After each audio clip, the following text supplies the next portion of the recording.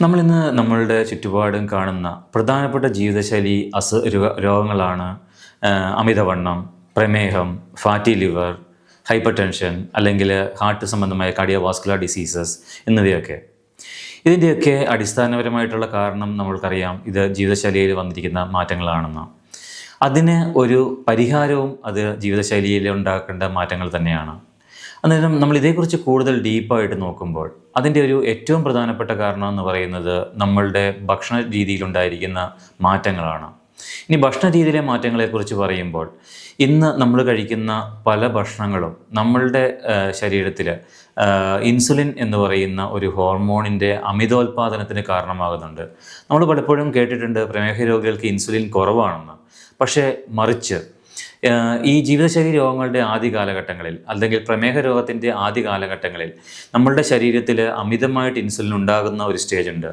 ആ അധികമായിട്ടുണ്ടാകുന്ന ഇൻസുലിൻ ഉണ്ടാകാനുള്ള കാരണം എന്ന് പറയുന്നത് നമ്മളുടെ ദിവസേനയുള്ള ഭക്ഷണത്തിലുണ്ടാകുന്ന റിഫൈൻഡ് ആയിട്ടുള്ള അല്ലെങ്കിൽ തവിട് നീക്കിയിട്ടുള്ള ഭക്ഷണ സാധനങ്ങളും അതുപോലെ തന്നെ പച്ചക്കറികളുടെയും പ്രോട്ടീനുകളുടെയും അല്ലെങ്കിൽ കൊഴുപ്പുകളുടെയും ഒക്കെ കുറവും ഉള്ള ഒരവസ്ഥയാണ്. അന്നേരം ഇങ്ങനെയൊരു റിഫൈൻഡ് ആയിട്ട് ധാരാളം കാർബോഹൈഡ്രേറ്റ് അഥവാ അന്നജമടങ്ങിയ ഒരു ഭക്ഷണം കഴിക്കുമ്പോൾ നമ്മളുടെ ശരീരത്തിൽ നമ്മുടെ പാങ്ക്രിയാസ് ഒരുപാട് ഇൻസുലിൻ ഉൽപ്പാദിപ്പിക്കുകയും ഇവഞ്ച്വലി കുറച്ച് കാലം കഴിയുമ്പോഴേക്കും ആ പാങ്ക്രിയാസിന് ഫർദർ ഇൻസുലിൻ പ്രൊഡ്യൂസ് ചെയ്യാൻ പറ്റാത്തൊരു സ്റ്റേജിലേക്ക് വരുമ്പോഴേക്കും നമ്മൾ പൂർണ്ണമായിട്ടും ഒരു ഡയബറ്റിക് പേഷ്യൻ്റായിട്ട് മാറുന്നു.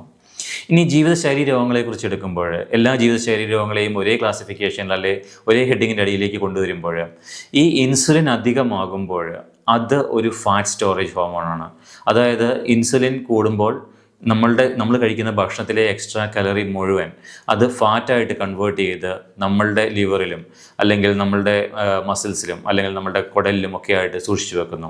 അന്നേരം അത് നമ്മളുടെ ലിവറിൽ സൂക്ഷിച്ചു വച്ചു കഴിഞ്ഞിട്ടുണ്ടെങ്കിൽ നമ്മളതിനെ ഫാറ്റി ലിവർ എന്ന് പറയുന്നു.